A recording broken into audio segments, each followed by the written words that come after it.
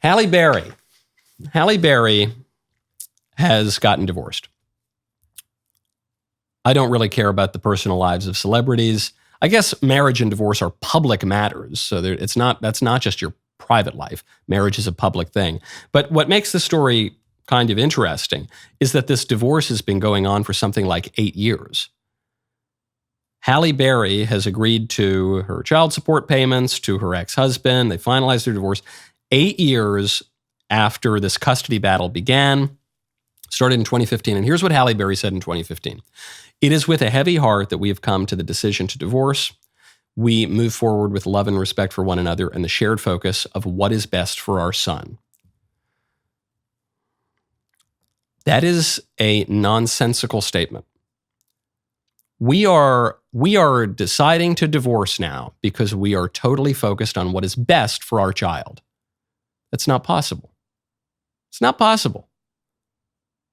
Maybe in the most extreme rare circumstance where you've got, an abusive husband or something like that, threatening the wife and the children, I see the argument for a kind of a separation there. That's not what's going on here. That's not what's going on in the vast majority of cases of divorce. What people say in most cases of divorce is, well, look, it's not about any threats to the children or to me. It's that we need to be happier. That's exactly what Halle Berry said. She said, "I just feel fulfilled. I feel happy in my life romantically, as a mother, as an artist. I'm a much better mother in this circumstance than I would have been had I stayed in the romantic relationship that didn't serve me and didn't make me feel the way I need to feel as a woman. I'm reminded that we always have to take care of ourselves first, because I can't be a good mother for my children if I'm not fundamentally happy and feeling good about myself." This woman is completely wrong. It is amazing to have a statement with this many sentences where every single one of them is just completely and totally wrong. Me, that's all that matters. I'm a much better mother in the circumstance where you're not putting your children first. No, that makes you a worse mother. I'm not knocking you entirely. I know it's a tough world. I know people do get divorced. I know we deal with all the problems of evil pervading this fallen place that there are. But it's not better. To say it's better, that's just a lie. We need to take care of ourselves first. No, when you're a parent, your responsibility is to take care of your children first. You have to think about other people sometimes more than yourself. I know that's in our modern culture, it's very difficult to think about. And in Hollywood, it's virtually impossible to think about. I can't be a good mother for my children if I'm not fundamentally happy. Yes, you can. You know how you can? By just doing the stuff you're supposed to do and shutting up about your feelings. That's how you can. That's how we can all do it. I'm not just knocking Halle Berry here. This is true for everybody. You can be a good husband and a good wife and a good father and a good mother and a good employee and a good member of your community, even if you're not totally perky all day long. You know how you do it? You shut up about your feelings and you think about anybody for even 1 second other than yourself. And if we all did that, just like 5% more than we do, our nation, our local communities, all the way up to our national community, would be so much better. We would solve so many of our problems just that easily. Right now, text Knowles to 989898. As central banks in countries like China, India, and Australia begin transitioning to a digital currency, the Federal Reserve has been contemplating the same for the U.S. With a digital currency, the government could track every single purchase you make. Officials could even prohibit you from purchasing certain products and easily freeze or seize your money. These are some of the reasons that concerned Americans reach out to Birch Gold.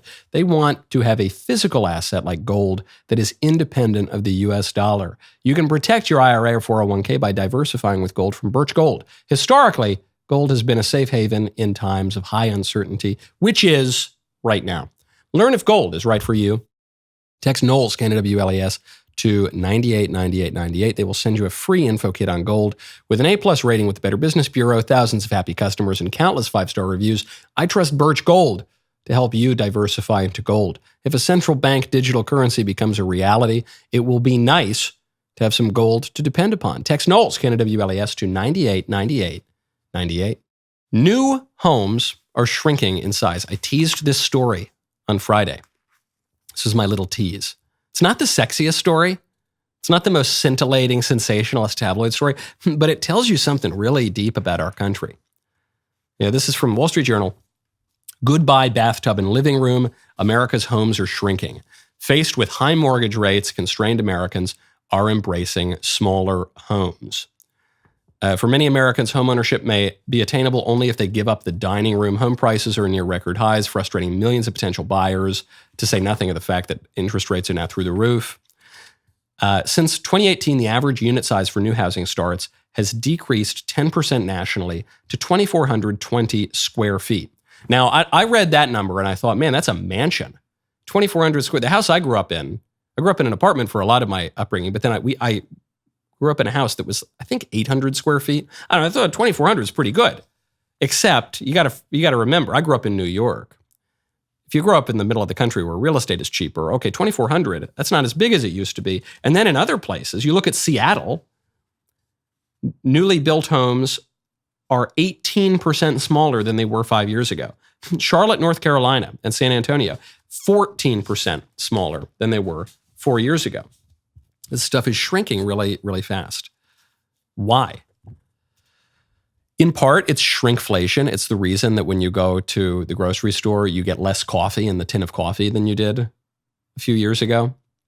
You get fewer donuts in the bag of donuts. It's because when inflation is rampant, as it has been under Joe Biden,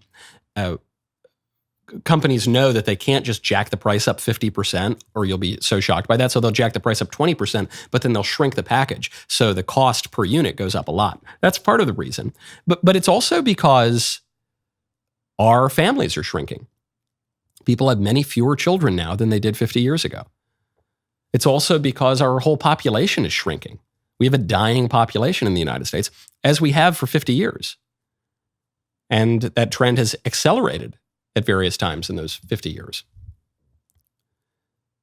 Our whole civilization is shrinking. It's smaller than it used to be. Our view of art. You walk into a cathedral in Europe, or even in America, you walk into St. Pat's Cathedral in New York. This is big, this is grand, this is huge, this is beautiful. You look at modern architecture, it's small. You look at more traditional architecture, it's ornamented. There's a lot to it. There are a lot of details to take in. Modern architecture, you look at the new homes that people are building, those hideous, like black and white, sometimes cube, now occasionally more angular monstrosities. They look like prisons. They look like the kind of place you get sent if you send memes out on Twitter supporting Donald Trump. They're just small and ugly. You see this in the novel The Fountainhead by Ayn Rand, her slightly lesser read novel to Atlas Shrugged, and slightly smaller but equally bad. The Fountainhead is a novel about Ayn Rand's philosophy of objectivism, which is an atheist materialist ideology. But it's also about architecture. And what's so funny about the book is Ayn Rand is wrong about 97% of things. She actually gets to some interesting truths about human nature about 3% of the time, but it's just totally covered up in a bunch of muck and false anthropology and theology.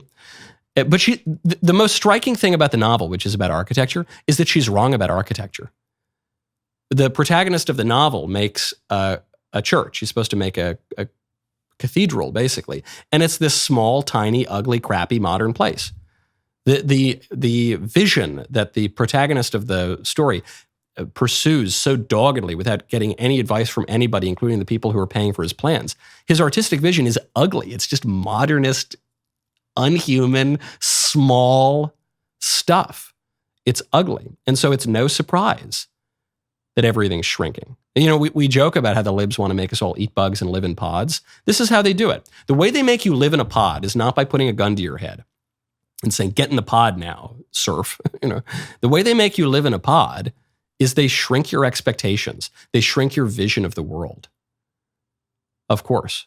They make it, they shrink your hopes and your dreams and your imagination such that you are content living in a way that is not fitting of a dignified human being. Boy, what a great clip that was, huh? Now, make sure you ring that bell, subscribe to the Michael Knowles YouTube channel. We'll see you next time.